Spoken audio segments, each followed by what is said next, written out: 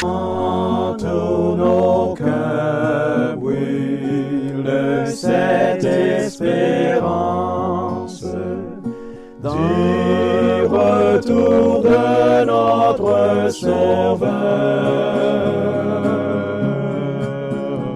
Différents faits divers nous interpellent et nous incitent à la réflexion. Ils annoncent un événement imminent et d'une grande importance. Mais comment l'analyser? En écoutant Jean-Claude qui, à la lumière de la Bible, t'accompagnera et te permettra d'être prête, d'être prêt pour le retour de Jésus. Note que les éditions spéciales sont disponibles sur YouTube. Quelle est la réponse 2? Le 2, c'est le chiffre.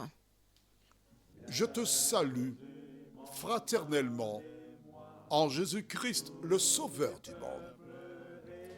C'est Jean-Claude qui partage avec toi cette nouvelle série qui s'intitule « Découvrir la vérité ». Nous nous retrouvons encore pour ce magnifique récit de la Bible. Est-ce que tu vois comment c'est intéressant de lire la parole de Dieu?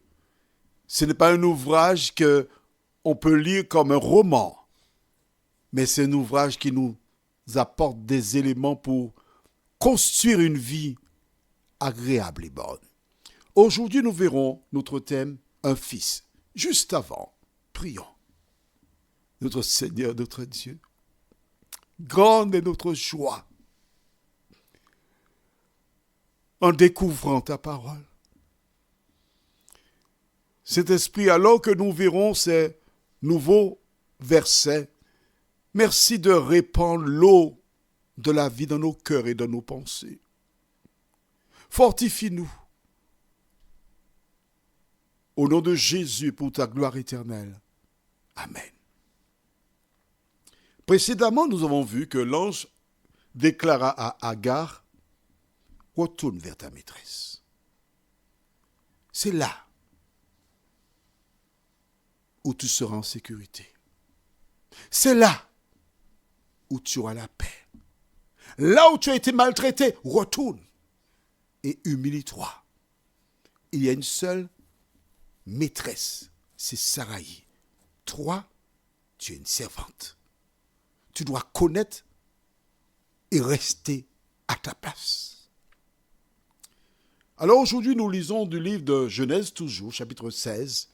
Les versets 10 et 11 déclarent « L'ange de l'Éternel lui dit, je multiplierai ta postérité, et elle sera si nombreuse qu'on ne pourra la compter. » L'ange de l'Éternel lui dit, « Voici, tu es enceinte, et tu enfanteras un fils, à qui tu donneras le nom d'Ismaël, car l'Éternel t'a entendu dans ton affliction. » Amen.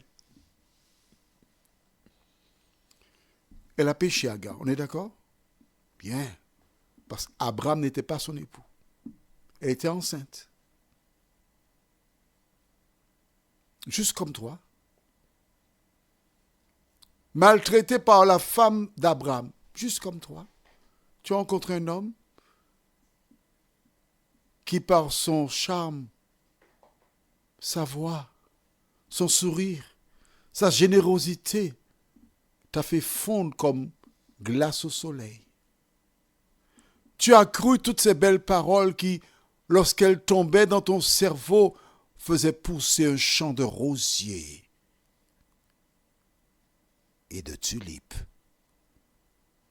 Et alors, assiégé par ces paroles, tu n'as pu résister. Tu t'es laissé faire. Comme dans un rêve. Et maintenant, quand tu ouvres tes yeux, tu vois que tu es en difficulté. Tes amis t'ont abandonné, tu te retrouves seul. Toutes celles et ceux sur qui tu pouvais compter sont loin de toi et tu te trouves dans l'affliction. La fin du verset 11 déclare: l'Éternel t'a entendu dans ton affliction. Jusqu'à aujourd'hui, tu pleurais la nuit, personne ne t'entendait. Tu répandais ton âme devant Dieu. Toutes les personnes que tu côtoyais ne manquaient pas de te dire: c'est parce que tu as péché, c'est bien fait pour toi. Te jeter la pierre. Mais je voudrais te dire, avec mon cœur, avec mon âme, oui, tu n'es pas la première à avoir péché et tu ne seras pas la dernière. Ne te laisse pas détruire en écoutant et en croyant des propos de personnes qui sont mandatées par Lucifer. Tu es dans l'affliction? L'Éternel t'entend. Oh, j'aime cette chanson qui dit: Jésus m'entend. Lorsque par la prière, je vais à lui sans crainte et sans effroi. Vois-tu celui qui t'a crié, l'Éternel des armées? Il veut toujours t'entendre et t'apporter une parole d'encouragement. Note avec moi que l'ange lui dit: tu es enceinte et tu enfanteras un fils. Oh, quelle joie, quel bonheur. Souvent aux Antilles, lorsqu'une femme a un fils, oh là là, elle est contente. C'est mon homme qui est là. Elle veut le formater, l'éduquer, lui donner donc toutes les normes qu'elle aime. Mais dans le système, anciennement, quand une femme avait un fils, elle savait qu'elle pouvait compter sur lui.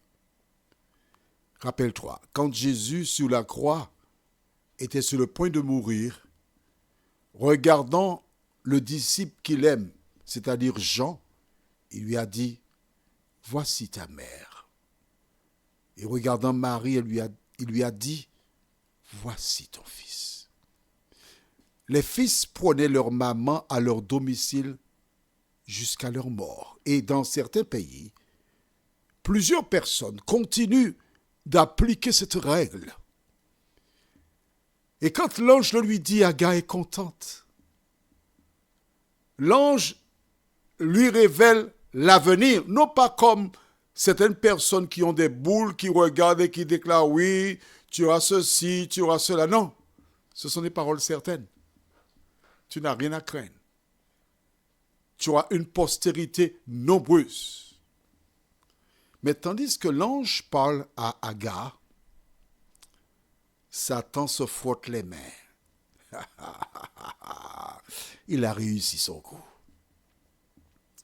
Parce qu'il sait fort bien que ce fils qui naîtra d'Agar n'est pas celui que Dieu avait prévu. Celui qui naîtra d'Agar, ce sera son coq.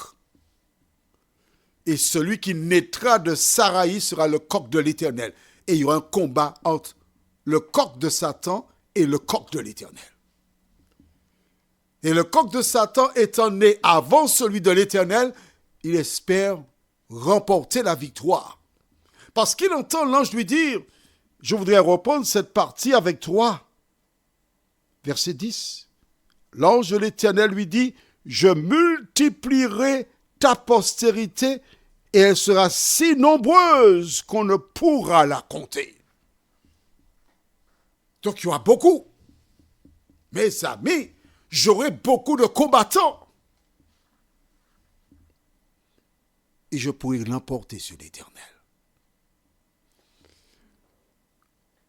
Lorsqu'Agar devait enceinte,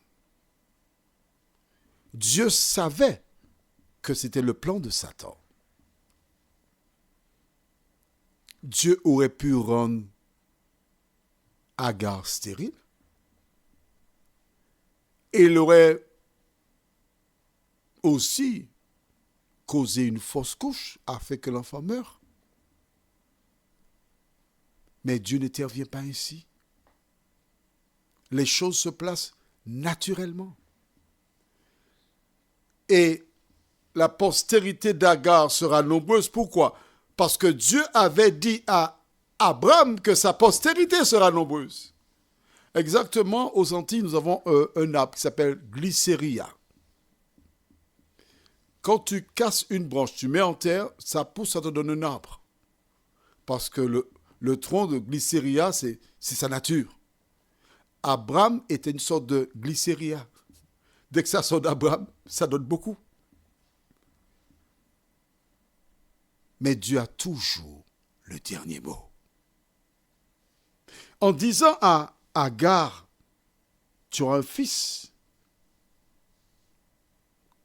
elle sent en même temps, elle aura une postérité. Bon, eh bien si c'est ça, je peux retourner chez ma maîtresse. Parce que mon fils et mes petits-enfants pourront me protéger. Calcul humain. Toi qui m'écoutes, je voudrais te dire que ta protection ne doit pas résider en un homme ou une chose quelconque. Je pense à la Grèce où des gens avaient beaucoup d'argent en banque et à cause de la récession, plusieurs ont perdu pratiquement tout ce qu'ils avaient en banque.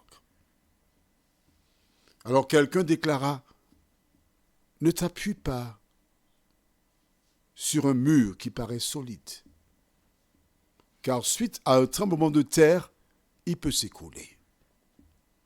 Ne t'appuie pas sur un arbre, il peut être déraciné. Ne t'appuie pas sur un homme, car étant mortel, il mourra.